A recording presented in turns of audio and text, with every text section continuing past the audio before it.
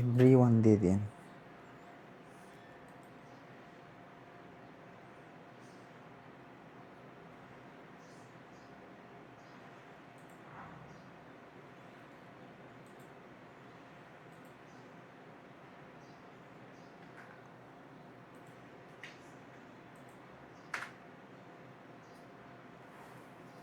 গ্রুপের নাম কি দিচ্ছে এটা? গ্রুপে তো মনে হয় আছে।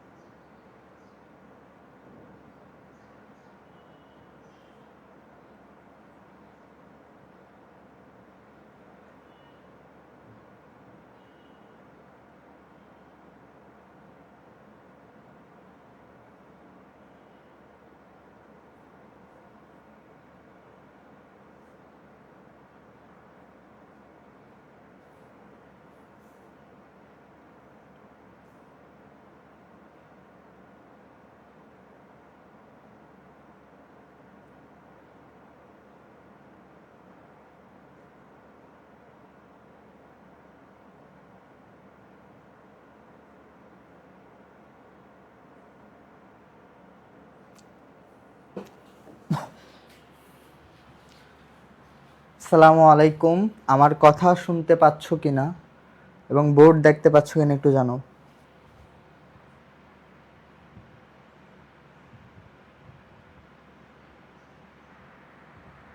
আসসালামু আলাইকুম, আমার কথা শুনতে পাচ্ছ কিনা এবং বোর্ড দেখতে পাচ্ছ কিনা একটু জানাও।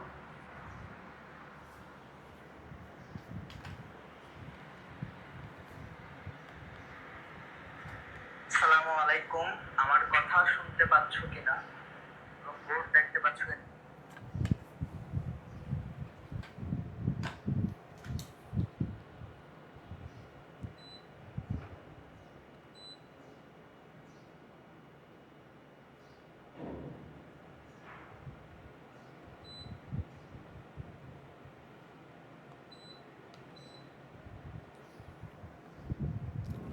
ওকে, আমরা ক্লাসটা শুরু করে দিতে পারি, সব ঠিক আছে। আজকে আমরা গুণগত রসায়ন যে চ্যাপ্টারটা আছে ওই চ্যাপ্টার নিয়ে আলোচনা করব। ওই চ্যাপ্টার থেকে তোমার এইচএসসিতে কি টাইপ প্রশ্ন আসে সেগুলো কিছু দেখাবো, কিন্তু একই টপিকের প্রশ্ন এডমিশনে কিভাবে আসে সেটাও আমরা দেখাবো। চলো আমরা শুরু করি। প্রথমে একটা প্রশ্ন দিয়ে আমরা ক্লাসটা শুরু করবো। বলছি নিচের কোনটি আইসো ইলেকট্রনিকের সেট?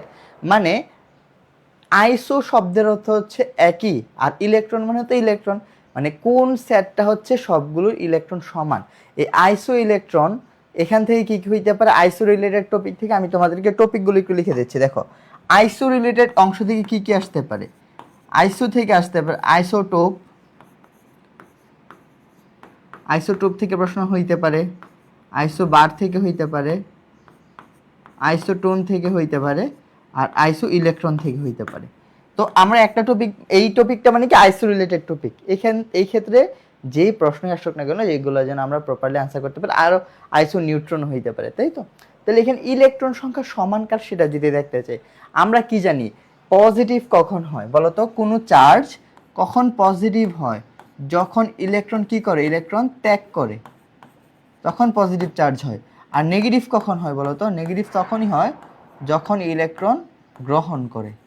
এই কথাটুকু একটু মনে রাখা লাগবে, এইটুকু কথা একটু কষ্ট করে আমার মনে রাখা লাগবে। ওকে, এখন দেখো এখানে অপশনসগুলো দেখো দেয়া আছে আয়ন, ক্যাটায়ন আকারে। তাহলে আমরা একটা একটা করে দেখব। প্রথমে যদি আমি ধরো এটা নিয়ে কথা বলি, শেষেরটা নিয়ে, ফ্লোরিন, তার পারমাণবিক সংখ্যা কত বলো তো? 9। আর মাইনাস মানে কি? ইলেকট্রন গ্রহণ করছে, তার এখানে ইলেকট্রন কয়টা হয়ে গেল বলো? এখানে ইলেকট্রন হয়ে গেল আমার 10টা। সোডিয়াম কয়টা বলো? সোডিয়াম হচ্ছে 11 প্লাস ইলেকট্রন ত্যাগ করছে, মানে এখানে কয়টা? 11 থেকে 1 চলে গেছে, 10টা। পরে দেখো অক্সিজেন 8টা, -2 মানে 2টা গ্রহণ করছে, এখানে কয়টা? 10টা। কার্বন 6টা, 4 মাইনাস মানে 4টা গ্রহণ করছে, এখানেও 10টা। তাহলে সবগুলো ইলেকট্রন কয়টা করে? 10টা করে। সো এই সেটটা হচ্ছে আমার আইসো ইলেকট্রনিক। তুমি বাকিগুলো যদি এভাবে গণনা করে দেখবে যে আইসো ইলেকট্রনিক হবে না, ডিফারেন্স থাকবে। বুঝতে পেরেছো? তো এই আইসোটোপিক থেকে এইভাবে প্রশ্ন আনসার করা লাগবে। আরেকটা কথা তোমাদের মনে রাখতে হবে, আইসো নিউট্রন আইসো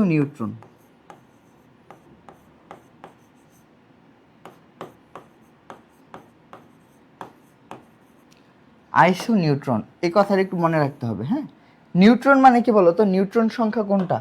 ভর সংখ্যা মাইনাস নিউট্রন সংখ্যা কোনটা বলো? নিউট্রন ইকুয়াল কি ভর মাইনাস ভর সংখ্যা মাইনাস প্রোটন সংখ্যা। তো একটা যৌগ বা মৌল দেয়া থাকলে এখান থেকে প্রথমে নিউট্রন সংখ্যা বের করে নিতে হবে, তারপর হচ্ছে সেটা গণনা করা লাগবে। বুঝতে পেরেছো? ওকে, পরবর্তী কোশ্চেন বলছে কোন অরবিটালটি অসম্ভব? এটা হচ্ছে আমার কোয়ান্টাম নাম্বার থেকে আসছে। কোন অরবিটালটি অসম্ভব সেটা জানতে চাইছে। তাহলে এটা জানার জন্য আমার একটা টার্ম জানা থাকতে হবে। এই যে একটা বক্স থাকতেছে, এই বক্সটা একদম ভালো করে মনে রাখতে হবে। এটা যত ভালো মনে রাখতে পারবা, এই রিলেটেড টপিক এর প্রশ্ন ভালো আনসার করতে পারবা। দেখো এটা হচ্ছে আমার এল এর মান, ওকে, আর এটা হচ্ছে আমার orbital.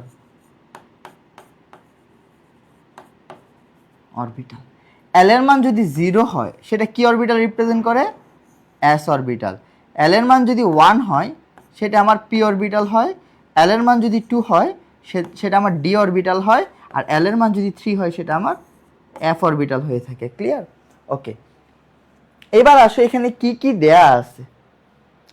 2p, 3d, 4f, 3f এগুলা দেয়া আছে। তাহলে দেখো তো আমি একটা একটা যাই। পি এর জন্য এল এর মান কত? আচ্ছা, এখানে আরেকটা আছে, এন এর মান কি হবে?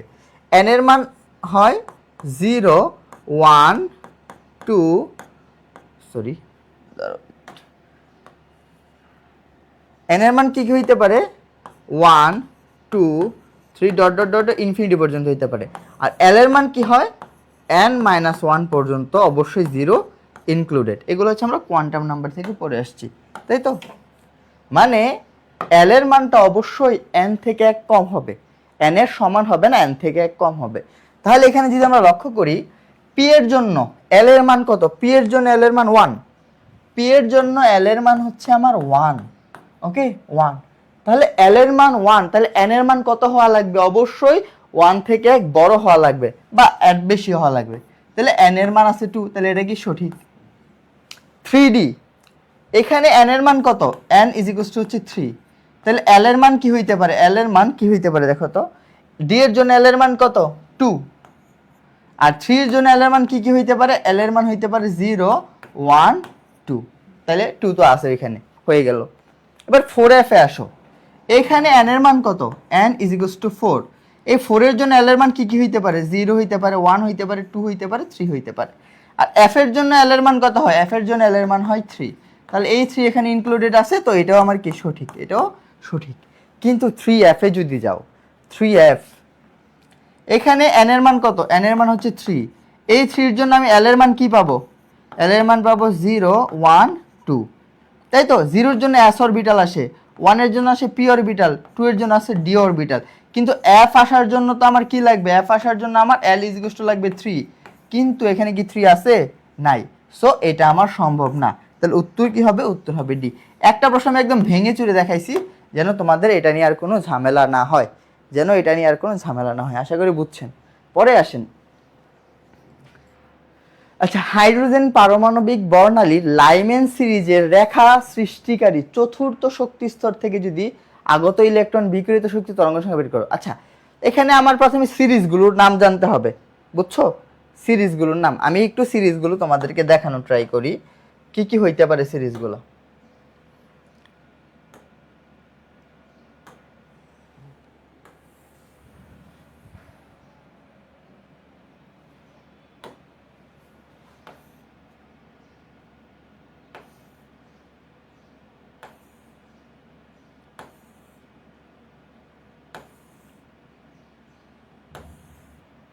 ওকে,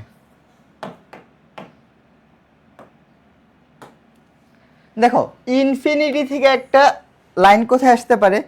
1 নাম্বার শেলে আসতে পারে, এখান থেকে আসতে পারে, এখান থেকে আসতে পারে, এখান থেকে আসতে পারে, ভুল লিখলাম কি, দাঁড়াও,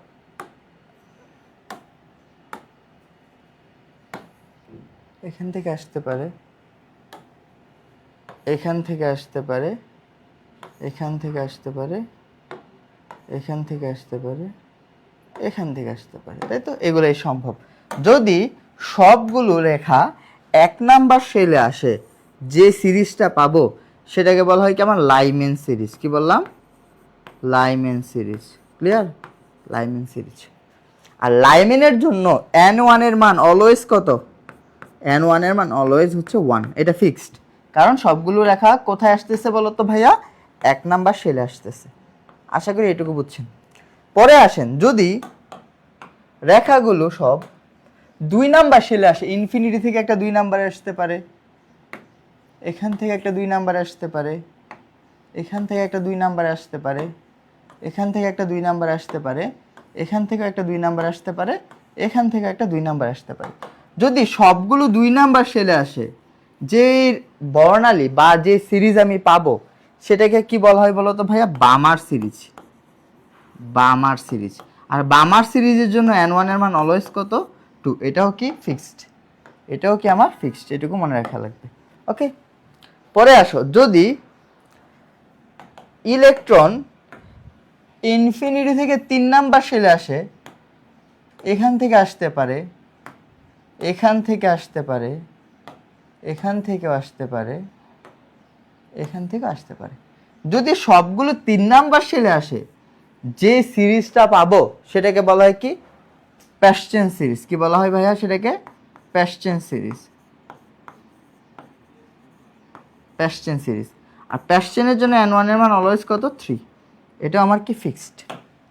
এবার আসো, যদি বর্ণালীর রেখাগুলো ইনফিনিটি থেকে 4 নাম্বারে আসে, এখান থেকে আসতে পারে, এখান থেকে আসতে পারে, এখান থেকে আসতে পারে। যদি এরকম কেস হয়, যে সিরিজটা পাবো সেটাকে বলা হয় bracket series. Bracket series.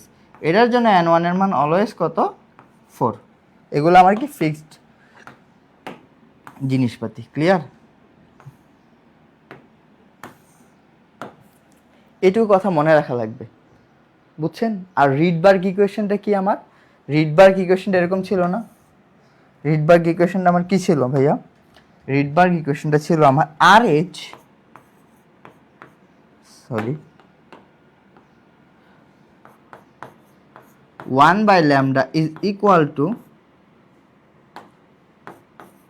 RH z square 1/n1 square minus 1/n2 square. এটা ছিল আমার রিডবার্গ ইকুয়েশন।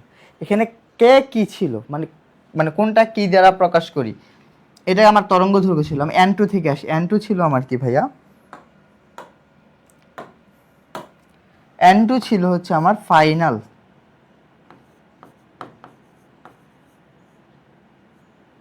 ফাইনাল কোথায় ইলেকট্রনটা ফাইনালে আসতেছে। আর n1 ছিল ইনিশিয়াল। ইনিশিয়াল ইলেকট্রনের অবস্থান। z ছিল প্রোটন নাম্বার। প্রোটন নাম্বার বা পারমাণবিক সংখ্যা। আর আর এ ছিল রিডবার্গ ইকুয়েশন, মান কত ছিল? 10, 96, 78, পার সেন্টিমিটার। আর ল্যামডা তো তরঙ্গ দৈর্ঘ্য, আমরা এটা জানি। এই হচ্ছে আমার সিরিজগুলো ছিল। এই যে এখানে n1 এবং n2, সেটার জন্য এই n1 এর মানগুলো ফিক্সড, যদি কি বলা থাকে তার সিরিজের নাম বলে দেয়, সিরিজের নাম বলে দেয়, বুঝছো? আচ্ছা, এবার আরেকটু পড়াশোনাতে আসি। ধরো সিরিজের তম লাইন, কি বললাম,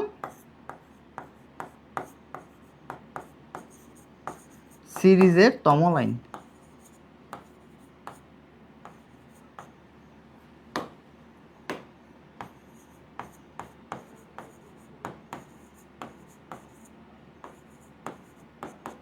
সিরিজের তম লাইনের জন্য n2 ইজ টু হোয়াট, এটা একটু বুঝতে হবে। হ্যাঁ, সিরিজের তম লাইনের জন্য n2 এর মান কত হবে, এই কনসেপ্টটা একটু ক্লিয়ার রাখতে হবে। দেখো, আমি যদি বলি বামার সিরিজের দ্বিতীয় লাইন, কি বললাম, বামার সিরিজের দ্বিতীয় লাইন, বামার সিরিজের দ্বিতীয় লাইন,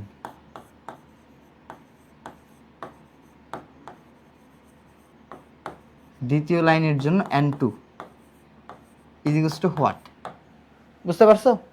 যখনই এটাকে বলছে বামার সিরিজ, যখনই এটার নাম বলে দিছে তোমার বামার সিরিজ, তার মানে তুমি কি বুঝে গেছো, n1 এর মান কত, 2, এটা ফিক্সড। কারণ কি, এটা আমরা এখানে শিখছি, বামার সিরিজের জন্য n1 এর মান অলওয়েজ 2। ক্লিয়ার? ওকে, আমার n2 এর মান বের করতে বলছে, এখানে কি বলছে, দ্বিতীয় লাইনের জন্য, কি বলছে, বামার সিরিজের দ্বিতীয় লাইন, বামার সিরিজের দ্বিতীয় লাইনের জন্য। ওকে, দ্বিতীয়। এখন তুমি যদি বামার সিরিজটা লক্ষ্য করো, বামার সিরিজের প্রথম লাইন কোনটা, এটা হচ্ছে আমার ফার্স্ট লাইন, এটা হচ্ছে আমার সেকেন্ড লাইন, তাই তো? এখন বামার সিরিজের জন্য n1 এর মান তো 2, তার প্রথম লাইনের জন্য n2 এর মান কত দেখো তো, 3 না? 1 2 3 4 5 6 7, দেখো তো 3। দ্বিতীয় লাইনের জন্য কত হবে, সেটা 4 হয়ে যাবে, বুঝতে পারতেছো? তার মানে একটা সম্পর্ক কি দাঁড় করাইতে পারি n2 এর জন্য, তাহলে n2 এর মানটা কি হবে, n2 এর মানটা হবে n1 প্লাস তম লাইন, তম লাইন, n1 প্লাস তম লাইন, এটা হচ্ছে ফর্মুলা। হ্যাঁ, এটা মনে রাখা লাগবে। তাহলে n2 এর মান কি হবে ভাইয়া, n2 ইজ টু হবে n1 এর মান কত, বামারের জন্য 2, কততম line, 2, second line, is to 4 হবে। একইভাবে 100তম লাইনের জন্য কি হবে, 100 প্লাস 2, মানে 102তম লাইন। একইভাবে বামার প্যাস্টেন, যদি প্যাস্টেনের ফোর্থ লাইন বলতো, আরেকটা প্রশ্ন কি হইতে পারে ভাইয়া, প্যাস্টেনের আরেকটা এক্সাম্পল দেখাই দাও। চলো, আমি যদি এবার বলি প্যাস্টেনের ফোর্থ লাইন, প্যাস্টেন সিরিজের, কি বললাম, প্যাস্টেন সিরিজের ফোর্থ লাইন, প্যাস্টেন সিরিজের চতুর্থ লাইন, হ্যাঁ, চতুর্থ লাইন, লাইনের জন্য n2 ইজ টু হোয়াট, এটা একটা কনসেপ্ট। হ্যাঁ, এটা একটু বুঝি, প্যাস্টেন সিরিজের চতুর্থ লাইনের জন্য n2 এর মান কত হবে। সেক্ষেত্রে আমি ফর্মুলা কি জানি, n2 এর মান কি জানি বলো তো, n1 প্লাস তম লাইন। এখন n1 এর মান কত, যেহেতু আমার প্যাস্টেন সিরিজ বলছে, প্যাস্টেন সিরিজের জন্য n1 এর মান কত, ব্র্যাকেট 5 নাম্বারটা কি প্যাস্টেন হয়, 5, বুঝলাম? তাহলে কত হবে, 5, কততম line, fourth line, is equal two 9। তাহলে n2 এর মান কত হয়ে গেল আমার, 9। তাহলে এইভাবে আমরা যে কোনো সিরিজের তম লাইনের জন্য n2 এর মান বের করে ফেলতে পারবো। আর n2 এর মান বের করলে কি জানি, ওই আমরা যে কোনো কিছু বের করে ফেলতে পারবো রিডবার্গ ইকুয়েশন দিয়ে। এটুকু বুঝছেন? আচ্ছা, এটুকু যদি বুঝেন, ওকে, এবার আরেকটা টপিক দেখবো আমরা, সেটা হচ্ছে ল্যামডা ম্যাক্স এবং ই ম্যাক্স রিলেটেড কথাবার্তা, সর্বোচ্চ তরঙ্গ দৈর্ঘ্য অথবা সর্বোচ্চ শক্তি। এখন কি দেখবো, ল্যামডা ম্যাক্স, ল্যামডা মিনিমাম, ই ম্যাক্স, ই মিনিমাম, নিউ বার ম্যাক্স, নিউ বার মিনিমাম, এসব জিনিসপাতি আমরা দেখবো। ওকে, এগুলো কখন কিভাবে হয়, কনসেপ্টটা যদি বুঝো, এই রিলেটেড প্রবলেম দেখবা যে চোখে দেখা মাত্র আমরা উত্তর করে ফেলতে পারবো। ওকে, এই সবগুলো আমরা এখন দেখব। এখন আমরা সূত্র পড়ছিলাম, কার সূত্র মনে আছে? রাদারফোর্ডের E is proportional AC by lambda, এটা পড়ছিলাম। আর কি পড়ছিলাম বলো তো ভাইয়া?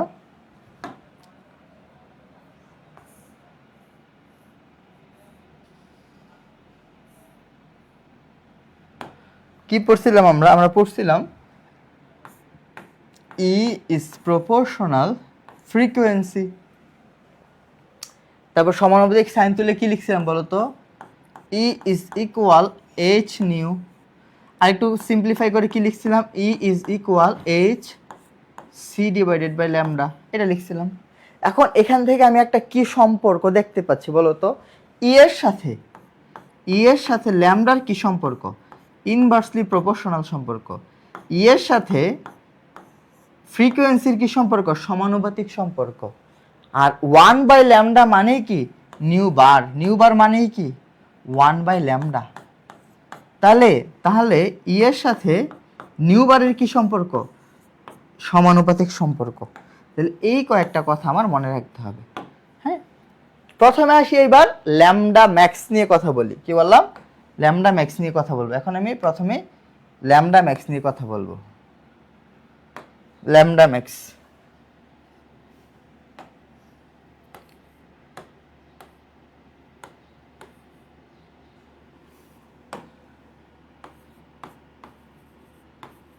বা ল্যামডা ম্যাক্সিমাম নিয়ে কথা বলবো। ওকে, এখন তোমরা একটা জিনিস লক্ষ্য করো, ল্যামডা ম্যাক্স আমি কখন পাবো? আমরা এই ফর্মুলাটা যদি লিখি, কি লিখতে পারি বলো তো ভাইয়া? ই ইজ প্রপোর্শনাল 1 বাই ল্যামডা। আমি ল্যামডা ম্যাক্সিমাম পাইতে যাচ্ছি, তাহলে আমার ই কি হইতে হবে? মিনিমাম, যেহেতু তারা ব্যস্তানুপাতিক, তখন আমার ই কি হবে বলো তো ভাইয়া? ই হবে মিনিমাম। এইটুকু কথা মনে রাখতে হবে। ওকে, আর ই যদি মিনিমাম হয়, ল্যামডা তখন কি হচ্ছে? ম্যাক্সিমাম। আর ই এর সাথে ফ্রিকোয়েন্সির কি সম্পর্ক? সমানুপাতিক। ই যদি মিনিমাম হয়, আমার ফ্রিকোয়েন্সি কি হবে ভাইয়া? মিনিমাম হবে। আর ফ্রিকোয়েন্সি যদি মিনিমাম হয়, আমার নিউ বার বা তরঙ্গ সংখ্যাও কি? মিনিমাম হবে। এইটুকু কথা মনে রাখা লাগবে। আবার উল্টা যদি বলি, আমি যদি ল্যামডা ম্যাক্সিমাম পাইতে চাই, ল্যামডা মিনিমাম পাইতে চাই, তখন আমার ই হয়ে যাবে কি বলতো ভাইয়া? ম্যাক্সিমাম। আর ই যদি ম্যাক্সিমাম হয়ে যায়, আমার নিউ কি হয়ে যাবে? ম্যাক্সিমাম। আর নিউ যদি ম্যাক্সিমাম হয়ে যায়, আমার নিউ বার কি হয়ে যাবে? ম্যাক্সিমাম বা সর্বোচ্চ হয়ে যাবে। আশা করি এটুকু বুঝছো, আশা করি এইটাও তোমরা বুঝতে পেরেছো। এখন আরেকটা কনসেপ্টে আসো। এইটুকু যদি তোমার ক্লিয়ার হয়ে থাকে, তাহলে আমার n1 এর মান, সিরিজ যদি বলে দেয় n1 এর মান ফিক্সড, n1 আমাদের ফিক্সড থাকবে। আমাদের ঝামেলা হচ্ছে n2 নিয়ে। n2 বুঝছো? এই যে এইটা নিয়ে কথা বলি। এইটার জন্য n2 ইজ কি হবে?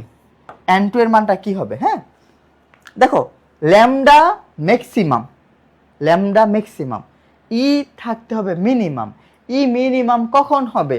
এটা যদি আমার সিরিজগুলো হয় 1 2 3 4, তাহলে দেখো তো সবচেয়ে কম এনার্জি কই? 1 আর 2 এর মধ্যে। তারপরে 1 থেকে 3, 1 থেকে 4, যত উপরে যাবে এনার্জি বাড়তে থাকবে। তাহলে n2 এর মানটা কি হবে? n2 এর মানটা হবে মিনিমাম।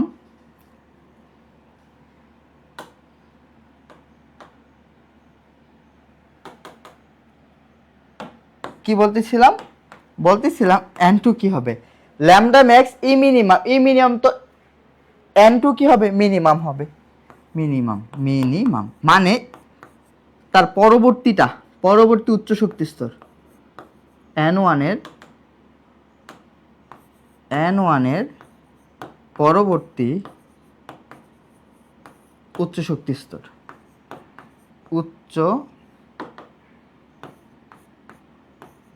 শক্তি স্তর, এক্সাম্পল যদি দেখাই, ধরো বামার সিরিজ বললাম, বামার সিরিজের জন্য n1 এর মান কত? 2 ফিক্সড। n2 কত হবে কখন? আমার এই ল্যামডা ম্যাক্সের জন্য। তাহলে n1 n2 টা কি হবে মিনিমাম হবে, তাহলে এটার পরবর্তী মিনিমাম কত 3, বুঝছো 3, n2 কত হয়ে যাবে 3 হয়ে যাবে। আশা করি এই অংশটা বুঝছেন, আশা করি এই অংশটা বুঝছেন। আর যদি আমার সর্বোচ্চ জানতে চাই, এই যদি মিনিমাম ল্যামডা মিনিমাম জানতে চাই, এটার জন্য কি হবে, এটার জন্য কি হবে, বামারের জন্য n1 এর মান তো 2 ফিক্সড, তাহলে ল্যামডা মিনিমাম মানে ই ম্যাক্স, ই ম্যাক্সিমাম কই কই থেকে আসলে ম্যাক্সিমাম হবে, ইনফিনিটি থেকে আসলে। জাস্ট এটা মনে রাখতে হবে, n2 এর মানটা কি হবে ইনফিনিটি হবে, n2 এর মানটা কি হবে ইনফিনিটি হবে, n2 এর মানটা কি হবে ইনফিনিটি হবে।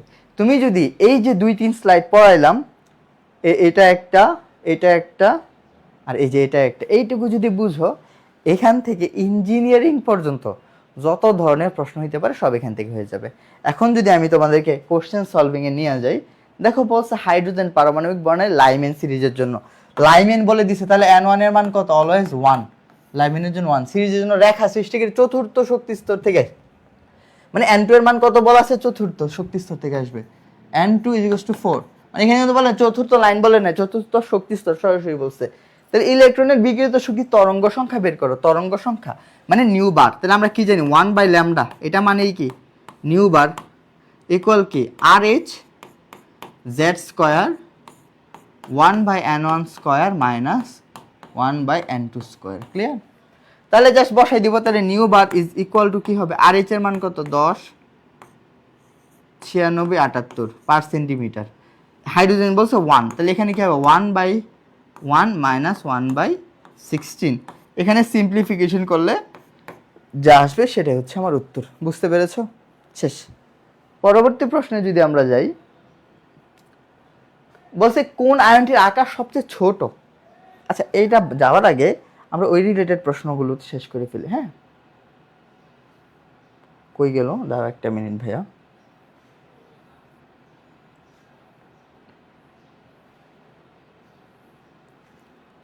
এই প্রশ্নটা আসো। হ্যাঁ, বলছে রিডবার্গ ধ্রুবক RH হলে হাইড্রোজেন পারমাণবিক বর্ণের বামার সিরিজের সর্বনিম্ন তরঙ্গ সংখ্যা, বুঝতে পারছো? সর্বনিম্ন তরঙ্গ সংখ্যা মানে নিউ বার চাইছে মিনিমাম, মিনিমাম চাইছে, এটা নিউ বারটা কি চাইছে মিনিমাম।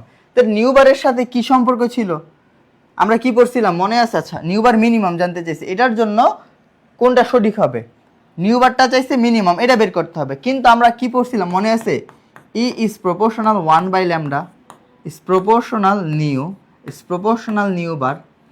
এখন নিউ বার আমি মিনিমাম চাচ্ছি, তাহলে আমার ই কি হইতে হবে মিনিমাম হইতে হবে, কারণ ই এর সাথে নিউ বারের কি সম্পর্ক, সমানুপাতিক সম্পর্ক। তাহলে এটা মিনিমাম চাইতে হলে আমার নিউ বা ইটা কি হইতে হবে, ইটা ই হইতে হবে minimum, is proportional new bar minimum, কারণ দুইটা কি একে অপরের সমানুপাতিক, একে অপরের সমানুপাতিক, বুঝলা? এখন দেখো, যেহেতু আমার কি বলছে বামার সিরিজ বলছে, বামারের জন্য n1 এর মান কত, বামার সিরিজের জন্য n1 এর মান হচ্ছে 2, n2 কত হবে, n2 মিনিমাম হইতে হবে, নিউ বার মিনিমাম মানে কি n2 কি হইতে হবে মিনিমাম হইতে হবে, কারণ কি বলতো ইও কি হইতে পার মিনিমাম হইতে হবে। তাহলে n2 মিনিমাম মানে 2 এর ইমিডিয়েট উপরেরটা কত 3, তাহলে n2 হবে 3, ক্লিয়ার?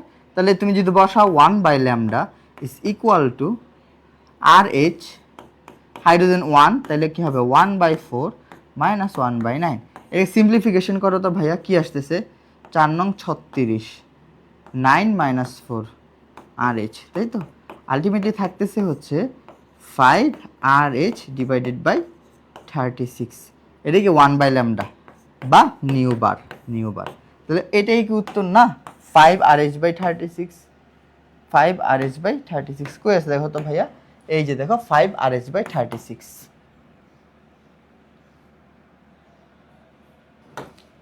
5 RH বাই 36, বুঝছো কি? তাহলে এই প্যাটার্নের প্রশ্ন আসলে যেন তোমরা ইজিলি আনসার করতে পারো, এটার কনসেপ্ট কিন্তু দেখানো হয়ে গেছে, বুঝলা?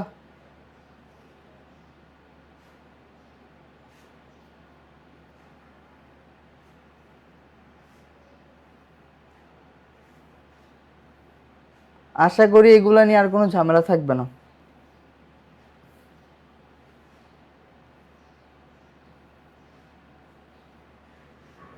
ওকে, পরে আবার আমাদের কোশ্চেনে চলে আসি।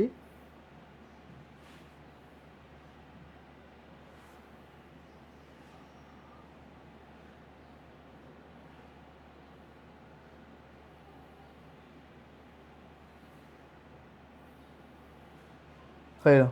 পরে আসো, কোনটির আকার সবচেয়ে ছোট এটা জানতে চাইছিল। দেখো এখানে ফ্লোরিন, নাইট্রোজেন আছে, অক্সিজেন আছে, সোডিয়াম আছে। দেখো এখানে ফ্লোরিন কয় নাম্বার পর্যায়ের বলো তো ভাইয়া? ফ্লোরিন কয় নাম্বার পর্যায়ের মৌল? 2 নাম্বার। মাইনাস একটা ইলেকট্রন গ্রহণ করছে, তাহলে আকার আরো ছোট হয়ে গেছে। অক্সিজেন 2 মাইনাস, 2টা ইলেকট্রন গ্রহণ করছে 2 নাম্বার শেলের। তারপরে হচ্ছে নাইট্রোজেন 2 নাম্বার শেলের, সে 2 নাম্বার পর্যায়ের ইলেকট্রন গ্রহণ করছে 3টা, আকার ছোট হয়েছে। কিন্তু সোডিয়াম প্লাস এটা হচ্ছে 3 নাম্বার পর্যায়ের, কিন্তু পর্যায় সারণীর ডান দিকের মৌল, সরি বাম দিকের মৌল।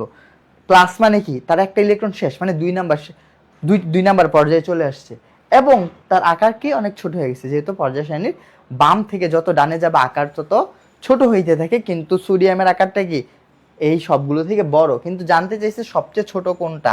দেখো এখানে ঘটনাটা হচ্ছে এরকম ছিল, কে কে ছিল? নাইট্রোজেন, অক্সিজেন, ফ্লোরিন, আর এখানে ছিল আমার সোডিয়াম, তাই তো?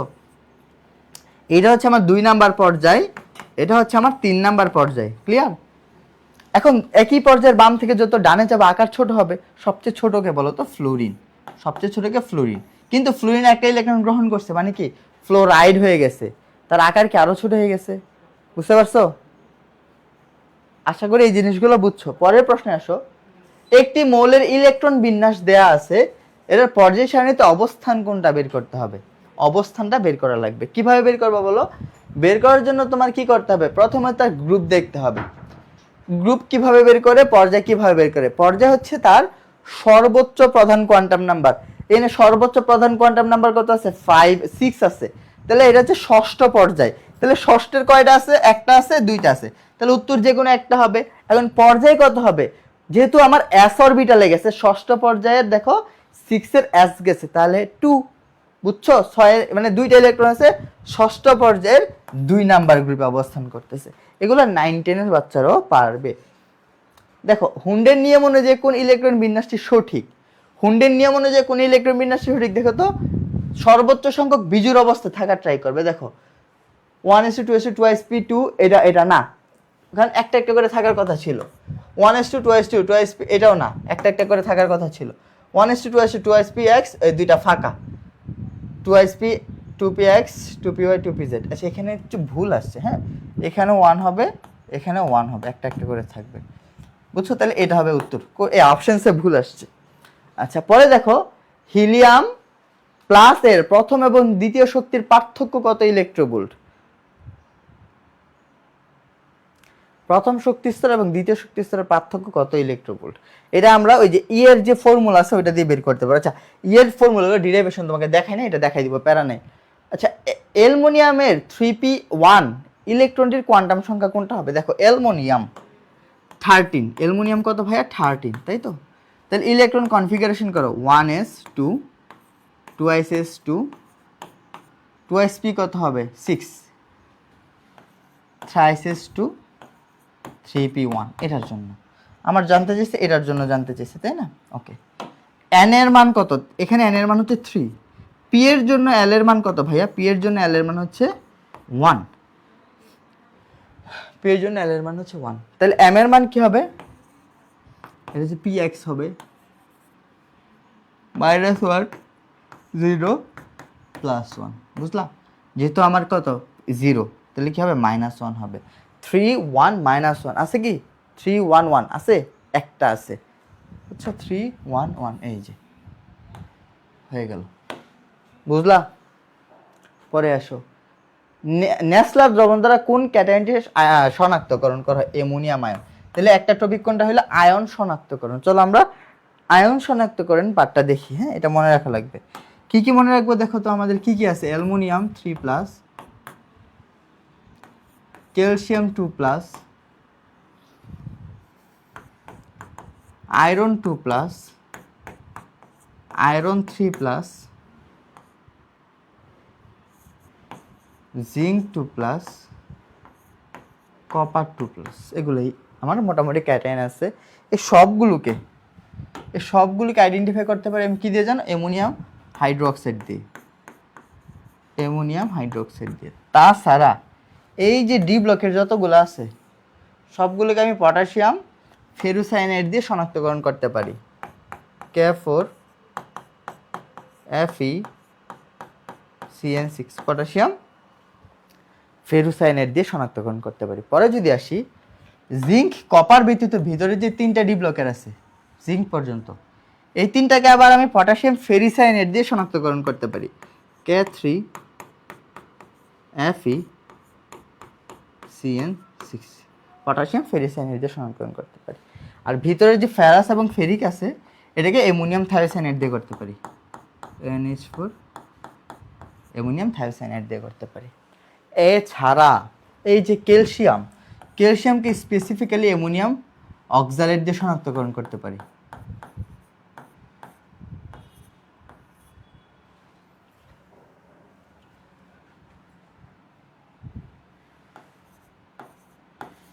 অ্যামোনিয়াম অক্সালেট দিয়ে শনাক্তকরণ করতে পারি, বুঝলা? আরেকটা কে যেন আছে অ্যামোনিয়াম আয়ন, এটাকে ন্যাসলার দ্রবণ।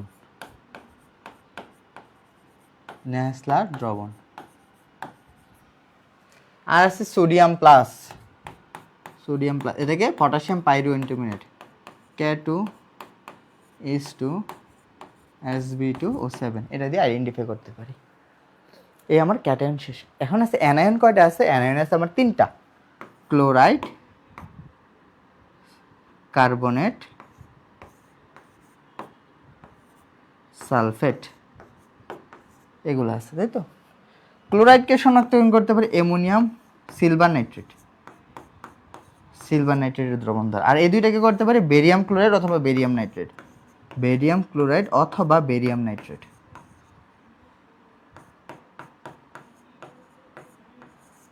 বেরিয়াম নাইট্রেট দ্বারা। যদি কার্বন ডাইঅক্সাইড তৈরি হয় সেখানে কার্বনেট, আর যদি কার্বন ডাইঅক্সাইড তৈরি না হয় সেটা আমার কি? সালফেট। শেষ। এই হচ্ছে ওভারঅল আমার আয়ন শনাক্তকরণ, বুঝলা? এবার আসো অক্সিজেনের জারণ সংখ্যা হাফ কোনটিতে আছে? হ্যাঁ, সুপার অক্সাইড পার অক্সাইডটা বুঝলে হয়ে যাবে। দেখো যদি কোনো ক্ষেত্রে তুমি এরকম লক্ষ্য করো O2 2- এটা একটা পাও, O2 -1 এটা একটা পাও, যখন তুমি এটা পাবা সেটা হচ্ছে আমার কি জানো? পার অক্সাইড। কি বললাম? পার অক্সাইড। আর যদি এটা পাও সেটা হচ্ছে আমার সুপার অক্সাইড। যেমন ধরো H2O2, এখানে O2 দুইটা হাইড্রোজেন আছে, একটা হাইড্রোজেনের জন্য +1 দিতে হয়, দুইটা হাইড্রোজেনের জন্য দুইটা প্লাস, সো দুইটা প্লাসকে নিউট্রাল করার জন্য -2 দিতে হবে। তো এটা একটা কি? এটা একটি পার অক্সাইড। ক্লিয়ার? আর সুপার অক্সাইড যদি দেখো potassium O2, potassium super oxide, এটাকে কীরকম ভাবে লেখা যায়? O2 একটা পটাশিয়ামের জন্য একটা -1, তাহলে এটা কি হয়ে গেল? আমার সুপার অক্সাইড হয়ে গেল। এখন যদি জারণ মান বের করো H2O2, দেখো H2O2, এখানে অক্সিজেনের জারণ মান বের করবে, তাহলে 2H6 + 2 = 0, তাহলে 2H6 = -2, x এর মান কত আসছে? -1। যদি -1 আসে সেটা কি বলো তো? পার অক্সাইড। আর সুপার অক্সাইড দেখো তো, সুপার অক্সাইডের জারণ মান কত আছে? 2H6 + 1 = 0, 2H6 = -1, আর x এর মান কত আসছে? -1/2। তাহলে এটা হচ্ছে সুপার অক্সাইড। তাহলে কি হবে? K2O, বুঝছো? K2, এই যে পটাশিয়াম সুপার অক্সাইড। সুপার অক্সাইডের জারণ মান কত? -1/2, আর পার অক্সাইডের কত? -1। তাহলে এগুলো একটু মনে রাখা লাগবে। পরমাণু অরবিটালের ধারণা পাওয়া যায় কোনটির মাধ্যমে বলো তো? কোয়ান্টাম বলবিদ্যার মাধ্যমে। কোয়ান্টাম নাম্বার থেকে আমরা অরবিটালের ধারণা পেয়ে থাকি। পরবর্তী প্রশ্ন দেখো, একটা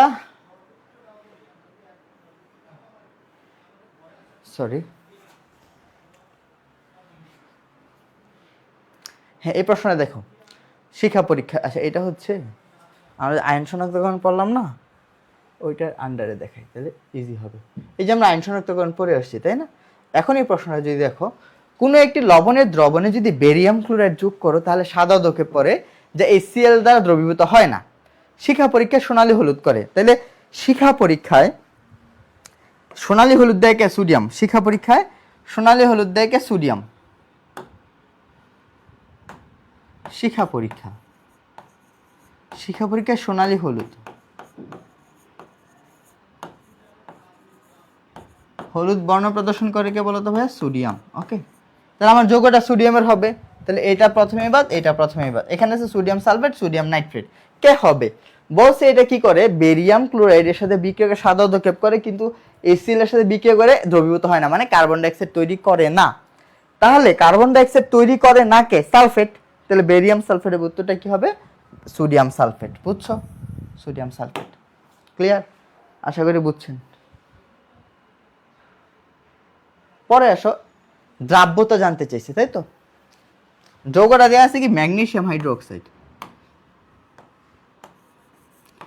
ম্যাগনেসিয়াম হাইড্রোক্সাইড। এটা কিভাবে ভাঙবে বলো? ম্যাগনেসিয়াম 2+2 হাইড্রোক্সিল মাইনাস, এটা ভাঙবে। ক্লিয়ার?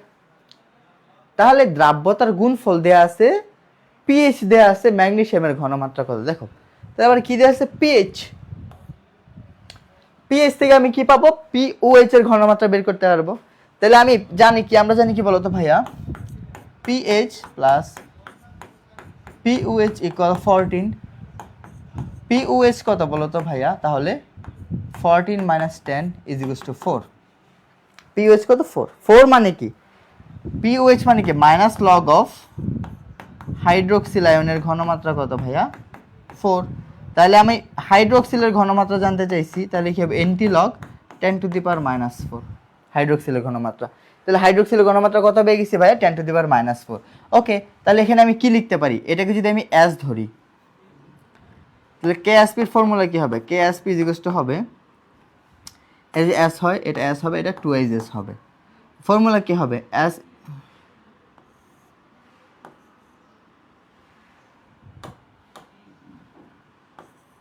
ইন্টু 2S স্কোয়ার হবে।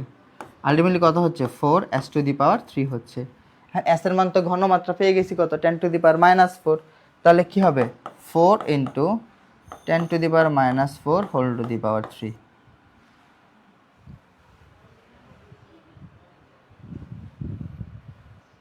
আচ্ছা, এটা এভাবে না করে সরাসরি একটু ভেঙে করি দেখো। তাহলে এটা আমার লাগবে না। দেখো, এটার জন্য কেএসপির ফর্মুলা কি? ম্যাগনেসিয়াম 2+ এর ঘনমাত্রা আর হচ্ছে হাইড্রোক্সিলের ঘনমাত্রা (2), তাই তো? ওকে, আমার ম্যাগনেসিয়ামটা বের করতে বলছে, ম্যাগনেসিয়ামের ঘনমাত্রা বের করতে বলছে। তাহলে কি হবে? KSP ডিভাইডেড বাই হাইড্রোক্সিলের ঘনমাত্রা (2).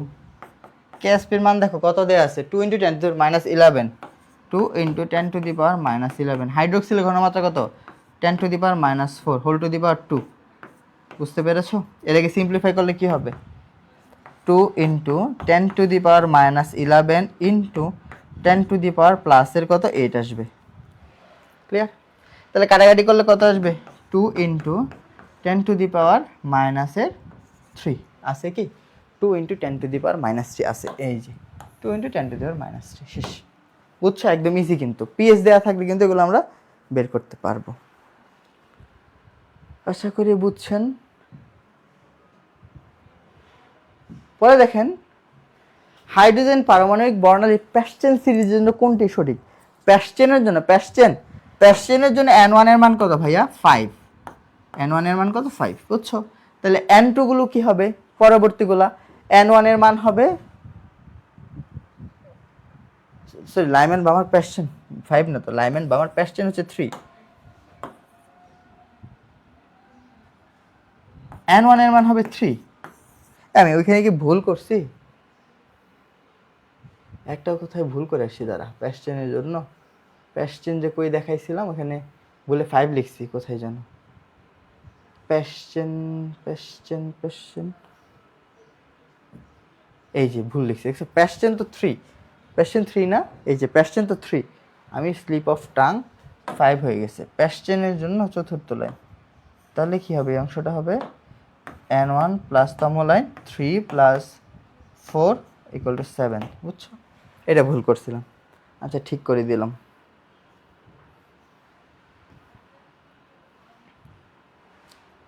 এই যে n1 এর মান কত 3, তাহলে n2 এর মান কি হবে 3 থেকে পরের গুলা, n2 এর মান হবে 4 5 6 ডট ডট ডট এগুলা কই আছে দেখো তো 3, এই যে দেখছো এখানে কিন্তু 3 আছে কিন্তু 1 থেকে শুরু হচ্ছে, 1 থেকে তো হবে না, 3 এর পরবর্তীগুলো হবে। বুঝলা? আশা করি বুঝাইতে পারলাম। পরের প্রশ্নটা দেখো,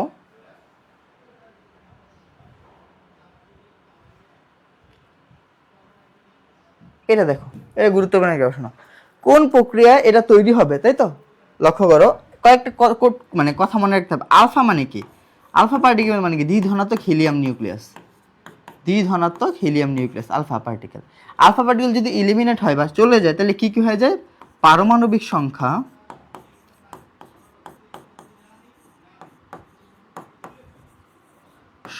2 কমে যাবে, ভর 4 কমে যাবে। বুঝলা? এটা মনে রাখতে হবে আলফার জন্য। এবার দেখো বিটার জন্য, বিটা ক্ষয় হলে কি হয়? যদি বিটা ক্ষয় হয় তখন পারমাণবিক সংখ্যা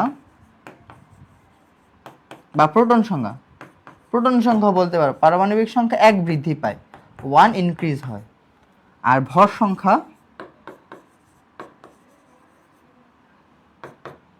সেম থাকে। কি বললাম? সেম, চেঞ্জ হয় না। এই হচ্ছে কথাবার্তা। তাহলে দেখো তো কি আছে, আমি ডান পাশ বাম পাশ করবো। এখানে ছিল থুরিয়া 90 আর হচ্ছে 234, এখান থেকে কি হয়েছে 91 হয়েছে আর 234 হয়েছে। দেখো ভর সংখ্যা সেম, খালি পারমাণবিক সংখ্যা 1 বৃদ্ধি পাইছে, ভর সংখ্যা সেম, পারমাণবিক সংখ্যা 1 বৃদ্ধি পাইছে, তাহলে বিটা ক্ষয়। তো এখানে কি হয়েছে? বিটা এলিমিনেশন হয়েছে, বিটা এমিশন হয়েছে। বুঝলা? বিটা এমিশন হয়েছে। শেষ। কোন আলোকরশ্মি তরঙ্গ দৈর্ঘ্য সবচেয়ে ছোট? মহাকারঞ্জন অতি দৃশ্যমান অবলাকে মারে দিয়ে এটা আমরা পারি। উপর থেকে যত নিচে যাব তার পারমাণবিক সংখ্যা তার তরঙ্গ দৈর্ঘ্য কি হইতে থাকবে? বাড়তে থাকবে। মগা মানে মহাজাগতিক, গাতে গামা, মহাকারঞ্জন অতি দৃশ্যমান অবলাকে মারে, এটা আমরা জানি। তাহলে সবচেয়ে ছোটকে দীর্ঘ জানতে চাইছে, মারে মাইক্রোওয়েভ, তাই তো? সবচেয়ে দীর্ঘকে বলো তো মাইক্রোওয়েভ। এটার কি চাইছে? দ্রাব্যতা গুণফল। যৌগটা কি বলতো? Aluminium hydroxide. মনে আছে কিরকম হয় অ্যালুমিনিয়াম হাইড্রোক্সাইডের? মনে রাখবা অ্যালুমিনিয়াম কয়টা আছে? একটা, তাহলে 1 এর উপরে 1 দিবা। হাইড্রোক্সিল কয়টা আছে? 3টা, 3 এর উপরে 3 দিবা। আর দ্রাব্যতা কি? S এর উপরে কি আমি প্লাস তুমি দেবো, 1 প্লাস 3 দিবা। শেষ। তাহলে 27 S টু দি পাওয়ার 4। শেষ। শর্টকাট দেখাই দিছি, সবাই তো ওইভাবে পারো, আমি একটা শর্টকাট দেখাই দিছি। বুঝলা? বলছে 2p অরবিটালের জন্য কোন সেটটা সঠিক হবে? 2p orbital, 2p 2sp। দেখো n এর মান কত? 2, p এর জন্য l এর মান কত হবে? 1 হবে। উত্তর কি হবে? 2 1 আছে কি? 2 1। আর m এর মানটা কি হবে তাহলে? m এর মান তো l এর উপর ডিপেন্ড করে, m এর মান কার উপর ডিপেন্ড করে? l এর উপর, তাই না? তাহলে -1 0 +1, তাহলে কি হবে? 2 1, এই যে 2 1 -1 0 +1। শেষ। বুঝতে পেরেছো?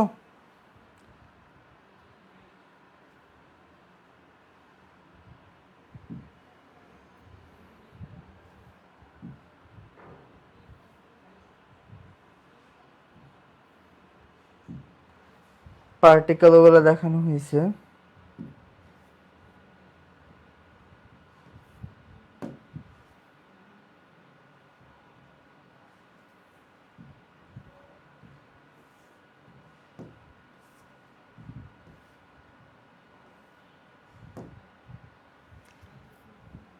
এই দেখো নাইট্রেট আয়নে কয়টি ইলেকট্রন আছে? নাইট্রেট আয়ন, তুমি যদি নাইট্রেট আয়ন আঁকাই না পারো তাহলে তো পারবে না। নাইট্রেট কোনটা বলো তো?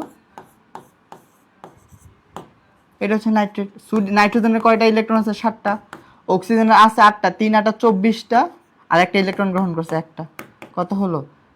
8 8 8 6 কত? 32, 32টি। বুঝলা? 32টি ইলেকট্রন আছে। শেষ। পরে আসো, কোন রশ্মি মস্তিষ্কের হিমোগ্লোবিন? মস্তিষ্ক রিলেটেড কথা হলে কি? নিয়ার আয়ার। 3টা কথা মনে রাখবা শুধু ভালো করে।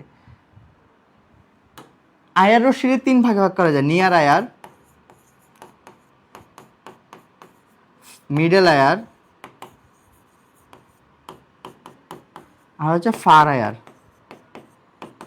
ক্লিয়ার? নিয়ার আয়ার দিয়ে কি করা হয়? নিয়ার আয়ার দিয়ে মাথা, মস্তিষ্ক রিলেটেড যত কথা আছে, মিডল ডি হচ্ছে জৈব যৌগের কার্যকরীমূলক শনাক্ত, আর ফার আয়ার ডি হচ্ছে ব্যথা বেদনা উপশম। বুঝছো? কোনটি যে মানে সম্ভব নয় জানতে চাইছে। দেখো এন এর মান 2, এল এর মান 1 সম্ভব, এম এর মান 0 সম্ভব, এন এর মান 3, এল এর মান 1 হওয়া সম্ভব, কিন্তু এম এর মান কি 2 হওয়া সম্ভব? দেখো তো এল এর মানের উপর এম ডিপেন্ড করে, এম এর মান কখনোই এল থেকে বড় হইতে পারে না, এখানে বড় দেয়া আছে, তো এটা ভুল উত্তর, এটা অসম্ভব। বুঝতে পারছো? এটা হচ্ছে অসম্ভব। শেষ। পরে দেখো গ্লোবাল সল্টের সংকেত কোনটা? সোডিয়াম সালফেট ইন্টু 10 পানি, এটাকে গ্লোবাল সল্ট বলা হয়। এটা দ্রাব্যতাতে পড়ছো। তাহলে মোটামুটি এই টপিকগুলোই ছিল এখানের। এগুলো যদি ভালো করে পারো আর তেমন কোনো ঝামেলা হবে না আশা করি। সকলেই ভালো থাকো। আজকের ক্লাসটা এই পর্যন্তই থাকলো। তোমাদের সাথে পরবর্তী একটা ক্লাসে আবার দেখা হবে আশা করি।